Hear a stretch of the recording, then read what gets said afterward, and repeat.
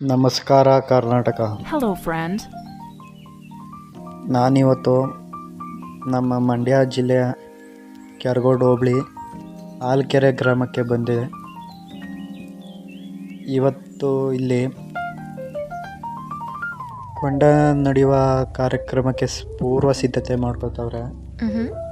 ನೋಡಿ, ಇದು ಅಕ್ಕಪಕ್ಕ ಊರು ಮತ್ತು ಕೀಲಾರ ಗ್ರಾಮದಿಂದ ಬಂದಿರುವ ಸೌದೆಗಳು. ಆಗಲೇ ಇಲ್ಲಿ ಕೊಂಡಕ್ಕೆ ಗುಂಡಿಯನ್ನು ತೆಗೆದವ್ರೆ. ತಮಟೆಗಳು ಕೂಡ ಬಂದವೆ.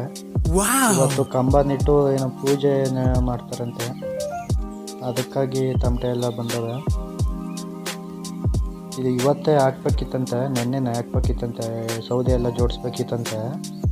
ಈ ಊರಲ್ಲಿ ಯಾವುದೋ ಸಾವಾಗಿ ಅದಾಗೋ ತನಕ ಇನ್ನೂ ಏನು ಮಾಡಿಲ್ಲ. ಹಂಗಾಗಿ ಬಂದೆ ಇಲ್ಲಿಗೆ.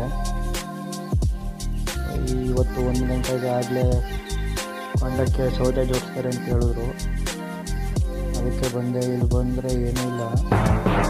ಕೆಲವೊಬ್ಬರು ಉಜಿನಿ ಮತ್ತು ಸರ್ಗೂರು ಕೊಂಡ ವಿಶ್ವಕ್ಕೆ ದೊಡ್ಡ ಕೊಂಡ ಅಂತ ಅಂತಾರೆ.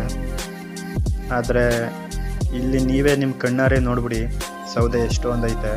ಇಲ್ಲಿ ಕಾಣ್ತಾ ಇರೋ ಸೌದೆ ಎಲ್ಲ ಇಲ್ಲಿ ಕೊಂಡಕ್ಕೆ ಹಾಕ್ತಾರೆ.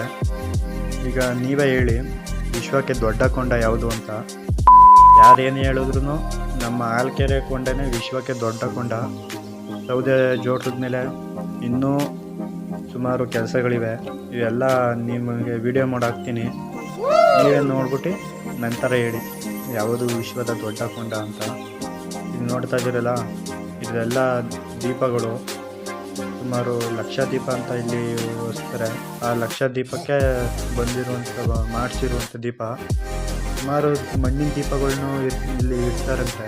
ಆ ದೀಪ ಎಲ್ಲ ನದಿಗೆ ಮತ್ತು ಎಲ್ಲ ಹಾಕ್ತಾರೆ.